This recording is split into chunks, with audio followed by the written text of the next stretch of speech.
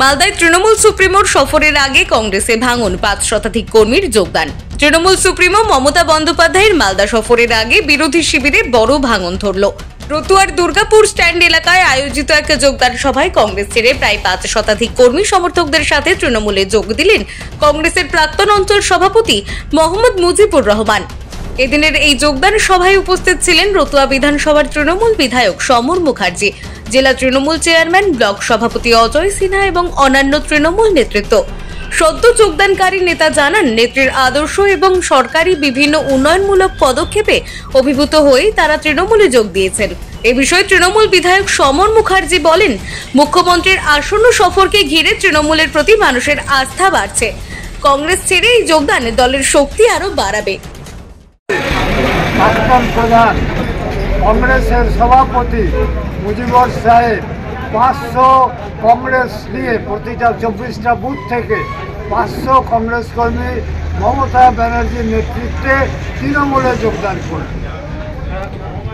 ছিলেন আমার block president Ajay Kumar Sinha, উপস্থিত ছিলেন আমাদের জেলা পরিষদের বঙ্গলি চৌধুরী, মহানটোলা প্রেসিডেন্ট বিশ্ব ভাওয়াল, বিলাইমারি প্রেসিডেন্ট সাদ্দাম হোসেন, দেবীপুরের প্রেসিডেন্ট ফাইকুর সাহেব এবং আজকে শেখ নজরুল সাহেব উনি সভাপতি করলেন এবং আমাদের মতি হাজি উনি ছিলেন, রাজু সিং ছিলেন। সমস্ত নেতৃত্ব মিলে আজকে দেবীপুর অঞ্চলে কংগ্রেস থেকে তৃণমূলে যোগ দিলেন। এই কারণে 21 তারিখে মমতা বন্দ্যোপাধ্যায় মালদায় আসবেন, তাকে স্বাগত জানাবার জন্য। এ বিষয়ে সদ্য তৃণমূলে যোগদানকারী কংগ্রেসের প্রাক্তন অঞ্চল সভাপতি মোহাম্মদ মুজিবুর রহমান বলেন, দেবীপুর অঞ্চলে দীর্ঘদিন থেকে কংগ্রেস করতাম। আজ মমতা ব্যানার্জির উন্নয়নের স্বার্থে বিভিন্ন প্রকল্প যে চালু হয়েছে, সেই প্রকল্পগুলি জনগণকে পাইয়ে দেওয়ার জন্য কংগ্রেস থেকে তৃণমূলে যোগদান করলাম।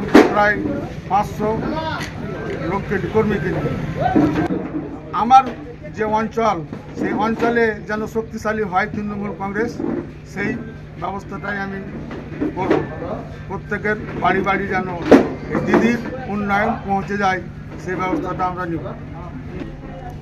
এই যে বিভিন্ন পরিষেবা দিয়েছেন মমতা ব্যানার্জি, সেই পরিষেবাগুলি প্রত্যেক লোক যেন পায়, সেই ব্যবস্থাটা আমরা।